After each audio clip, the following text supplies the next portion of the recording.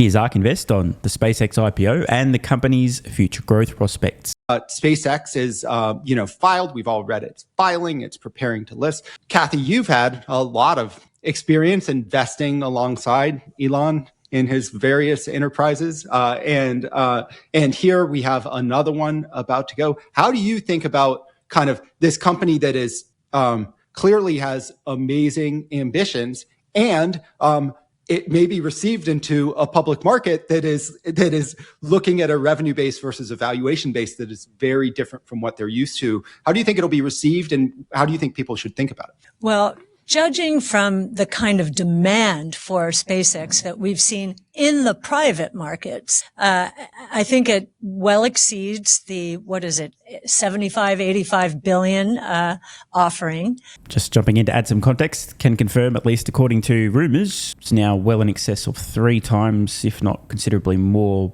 by the time everything shakes out. So yes, a massive amount of demand relative to the mere 75 or maybe up to 85, 87 billion dollars on offer. And so just like we've seen with other offerings, I think we will see a burst out of the gate, especially if anyone's tuning into our models and our thinking about the impact of Starlink and orbital data centers and the moon and then ultimately Mars and so forth. So we have that long-term time horizon. And then it's going to be very interesting. At some point, it will reach a level, and we don't know what that is, and it might happen very quickly, where you will have more traditional players in the markets, using valuation as a reason to sort of bash the stock. And this is already happening, which is entirely predictable. Many quote-unquote traditional investors out there following the rules will be seeking to categorize SpaceX as, it's one of those, which, by the way, there is no other one of those. It's a unique company. Trying to shove it into the one of those holes, even though it won't fit, just jamming it in there anyway. And then they'll proceed to value SpaceX as one of those. This level of potato brain will be quite the sight to behold. Imagine for a moment being so dim-witted that you look at SpaceX's uniquely dominant launch business, a 10-plus year lead on second place, who unfortunately just blew up a rocket on the pad, not even during a launch. Condolences to Blue Origin. Rockets are hard. SpaceX now doing give or take 85% of all of the world's mass to orbit. One company, 85%. The only company regularly reusing orbital class boosters, a dramatically lower cost per launch and a much greater launch cadence. There is nothing else to look to as a comparable for this unbelievably dominant launch business. And this unbelievably dominant launch business uniquely enables Starlink. But many of these very high IQ traditional investors will be looking at Starlink as though it's a simple telecommunications company, of which there are many. For the sake of comparison, it's one of those. It's a telecom company. How do we value a broadband internet provider? And what about a mobile service provider? See, it's one of those. This is easy to value, bro. I don't know what they're talking about. I want to emphasize this one slide from SpaceX's recent investor presentation. It's not getting enough discussion. Starlink today is on version 2 of their satellite, 27 of which are launched on every Falcon 9, delivering 2,600 gigabits per second of bandwidth. The Gen 3 satellites launched on Starship will deliver 60, each of which has more than 10 times the bandwidth, meaning each launch on Starship will deliver not 2,600 gigabits per second, but over 60,000, a more than 20 times increase in bandwidth per launch. There are no comparable telecommunications companies for which there is a window of opportunity over a reasonable time frame for them to increase their customer growth by 20 times. As I record this today, Starlink has roughly 10 million home broadband subscribers, and their annualized rate of growth appears to be somewhere around 7 to 10 million customers. So call it almost doubling per year. But if you take that 10 on the higher end, multiply by 20, Starship launching V3 Starlink satellites at the same cadence as today's Falcon 9 Starlink launches could enable Starlink customer growth to exceed 100 million new customers per year, possibly 200 million customers per year, which is why you should totally compare Starlink to any other telecommunications company on Earth, because they're just the same. It's just another one of those. As for AI infrastructure, terrestrial and then orbital AI compute. Obviously, there's no examples of companies that should have been able to do it themselves. Like, for example, I don't know, Anthropic or Google paying SpaceX AI a couple of $1 billion per month to access AI compute. Because if there were, that might suggest to us that there might be something unique going on with their ability to rapidly scale large coherent clusters of AI compute as well. But there are companies called Anthropic and Google currently paying SpaceX a couple of $1 billion a month to access AI compute, which is why you should definitely just ignore that and assume there's nothing to see here either. It's just another one of those. And since data centers in space are not yet happening, and I'm a traditional investor, the rules determine that I'm not even allowed to think about that. So ignore. Cathie Wood is absolutely right here. You can expect an increasingly loud chorus of shrieking traditional investors, and no doubt a number of academics, economics professors busy lecturing their university students on how the economy works instead of being financially independent.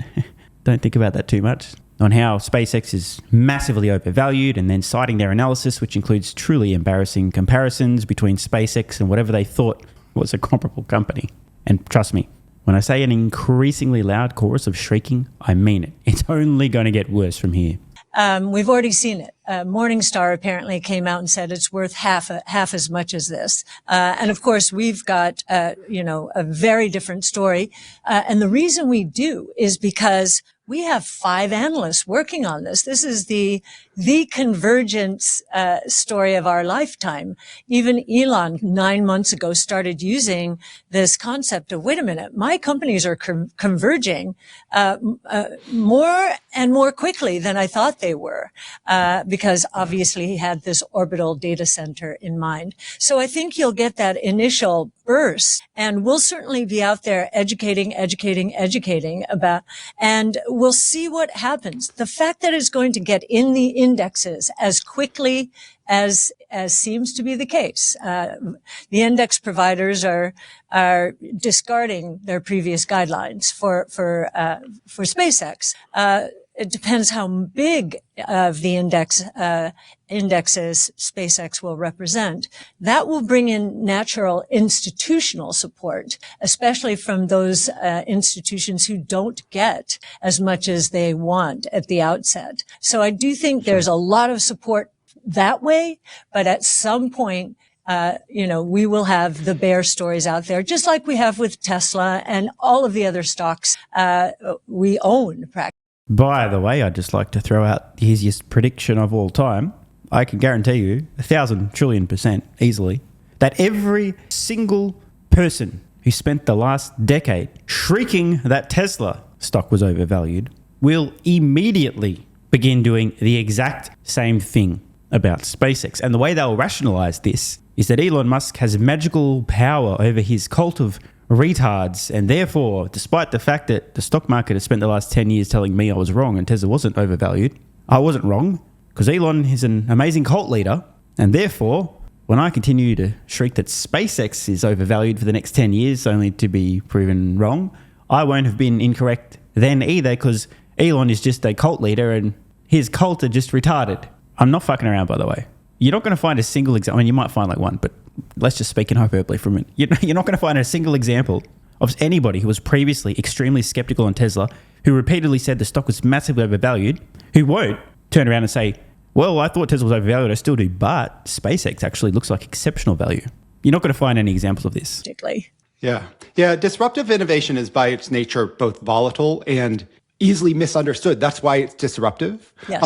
And you can imagine the way the market kind of like does companies. It's like, this is the company that we can see in the rearview mirror. This is the next year, which the company is telling us what it's going to do. And then after that next year, basically we just cause things to fall back down to like normal average, I got to give credit here. Brett's absolutely summed it up. I would have described this as ignore, because this is what happens. What's the company been doing?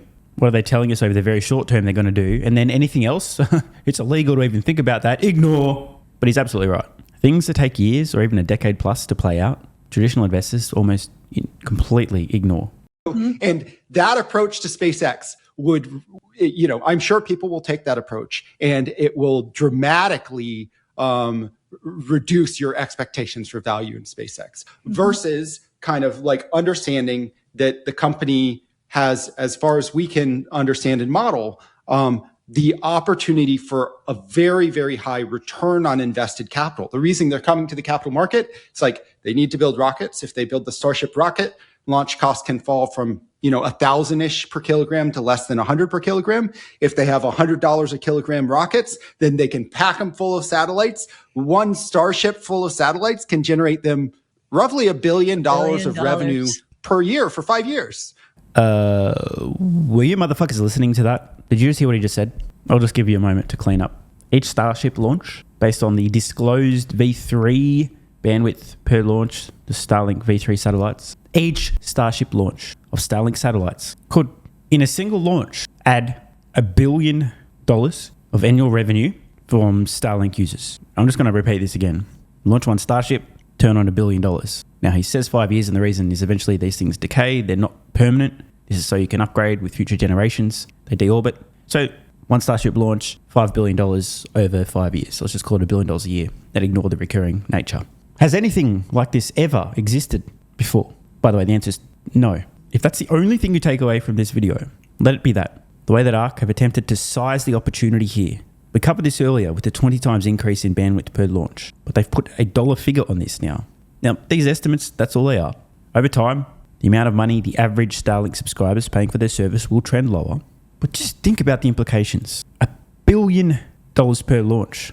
Absolutely fucking absurd. But wait, we're not done. Guess what? You ready? He's sitting down. So, I don't know if you know this, but you ready? There is a limit to how much a consumer, like you or I, is willing to pay for home broadband or their mobile service. You know what else you can launch on a Starship?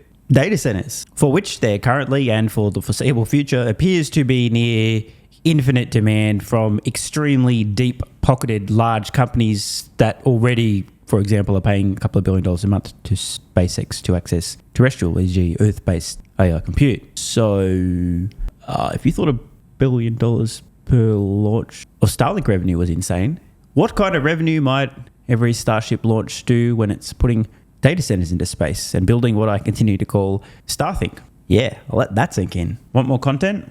Early access? A bunch of perks? Click the links in the pinned comment. AG1 has been part of my daily health protocol for almost half a decade. It's packed full of vitamins and minerals and helps me fill in nutritional gaps while supporting energy, digestion, and immune function. It also has prebiotics and probiotics to promote gut health. I take my health very seriously, and so should you.